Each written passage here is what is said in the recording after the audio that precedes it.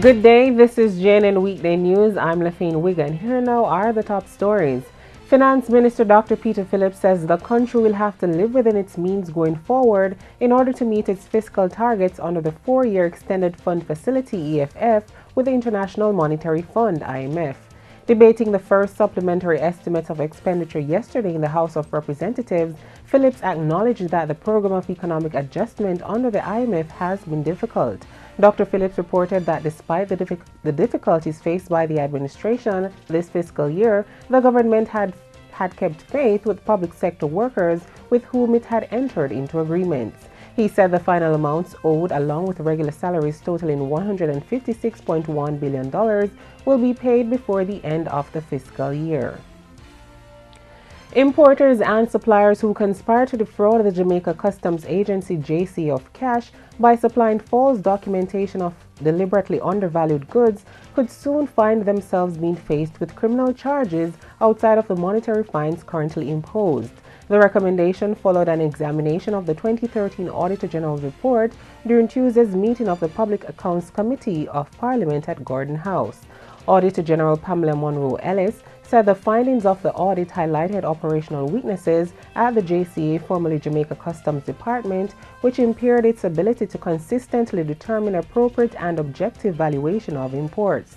The JCA was also bashed for not having a uniform research methodology for customs valuations.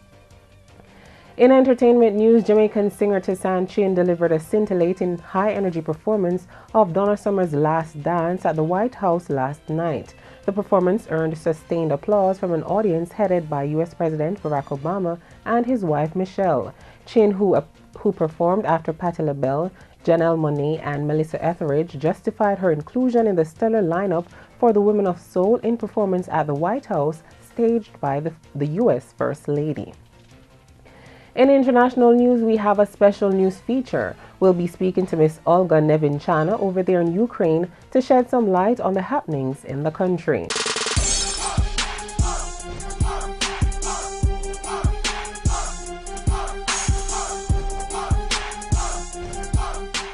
Olga, where in Ukraine are you located?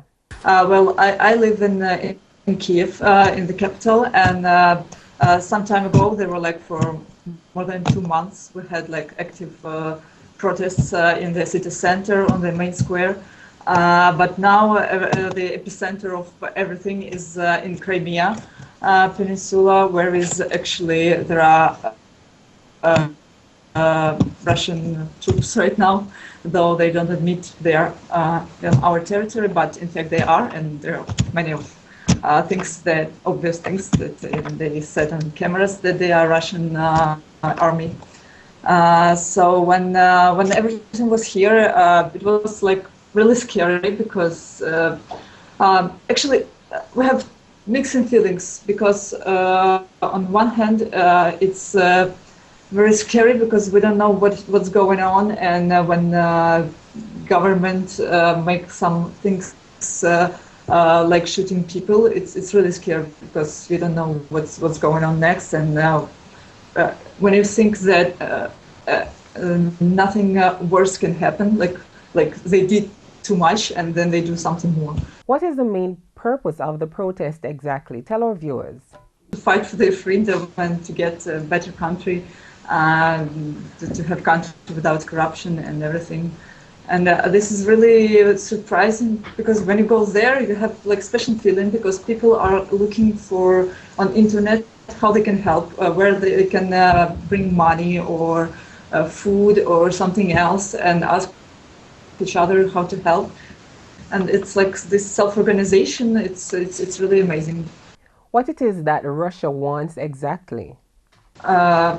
Well, actually, Russian army is right now in Crimea. I have many friends in Russia, in Moscow in particular, and I see, like, I talk to them a lot now, and most of my friends they understand our situation, and the audience has split it because some of them say we support you, and we're jealous that you do what we can't do, and maybe after you, maybe sometime we can do the same thing or something like that. And it's mainly like young people, high educated, and but on the other hand, like maybe the majority of people are the ones who say like we need Crimea, and you just have to give it to us, and that's why like we don't care. You can kill yourself there and do what you want, but it's our people because there are many Russian-speaking people in the eastern Ukraine and in Crimea. We don't want to have a war here on our territory and anywhere else. So we just want them to leave our territory and have like political and democratic discussions between like normal people, but not like just bringing army and saying, because Putin says there is no army here, Russian army, but those guys, the soldiers, they say on camera like, you see, we don't have any marks, so we can't say you where we're from, but then they say that, oh yeah, okay, we are Russian people and we are army, but like we can't say that we are Russian army here because we don't have any marks.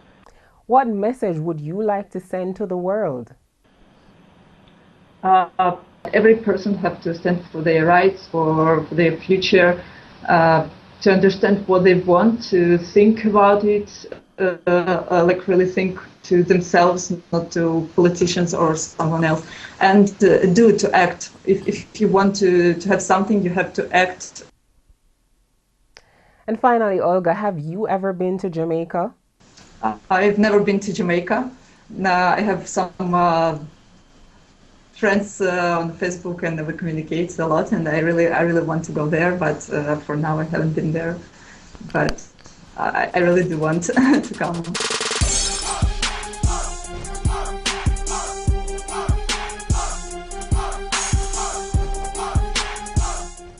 Well, there you have it, viewers, or headlines for this hour. You can watch our live stream at JamaicaNewsNetwork.com. I'm LaFayne Wigan, and this is JNN News Worth Watching.